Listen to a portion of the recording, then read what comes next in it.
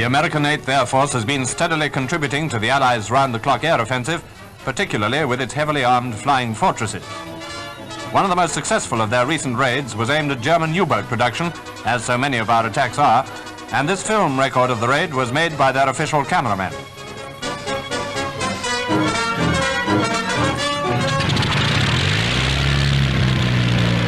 Several attacks have been made on Wilhelmshaven, and here, taken as a matter of fact by a newsreel man, is an interesting shot of that great German port as American forts flew over it. But the raid we are reporting was further inland to the southwest on the U-boat building yards at Vegesack, a town not far from Bremen. And here we are, on the spot.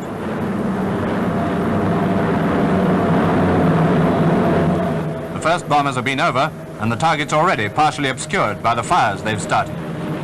If you watch the center of the screen very closely, you can see more bombs going down into the clouds of smoke.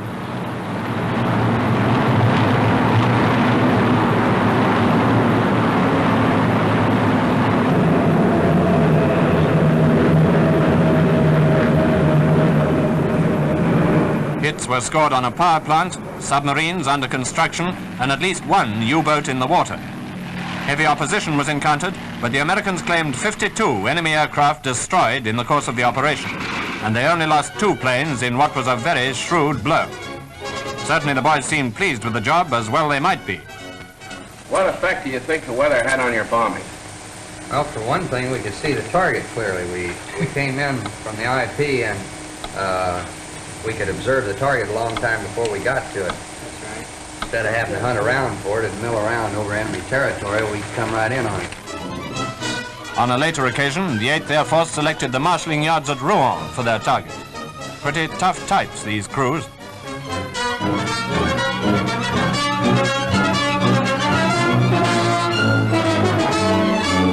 One of Movietone's cameramen, Jack Ramsden, went with them. That's him just before going aboard, fixing his camera on the specially prepared door and fitting an electrical heating device to prevent it freezing up at the extremely high altitudes from which the fortresses operate. Jack assures me that at 25,000 feet or more, thought itself is apt to freeze. And he now knows by practical experience a little of what the RAF and the Americans have to cope with in the process of handing it out to the Boche.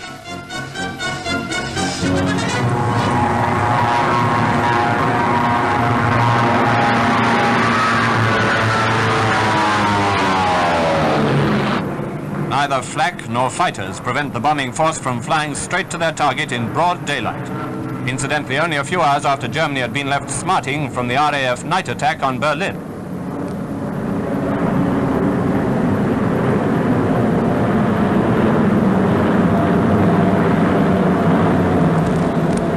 This time we'll see the bombs bursting thousands of feet down there on Rouen's vital railway yards. This was the American 6th daylight attack on this important center in occupied France. Damage to a bridge, to oil dumps, and to the railway yards was the principal result, and when the bombs had been dropped, the forts had to fight their way back, of course.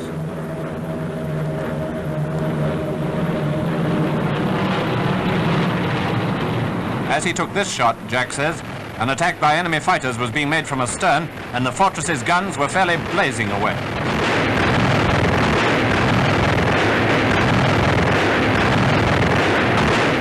One bomber and 4 escorting fighters were lost.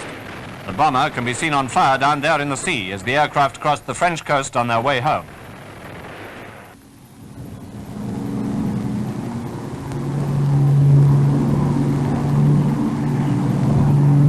Over England again, and not long before the landings.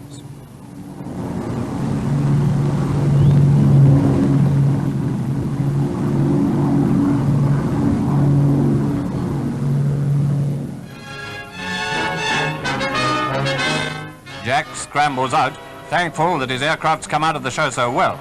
All the same, a cigarette just about meets the case. But not all the landings were so happy, and not all came back without casualties.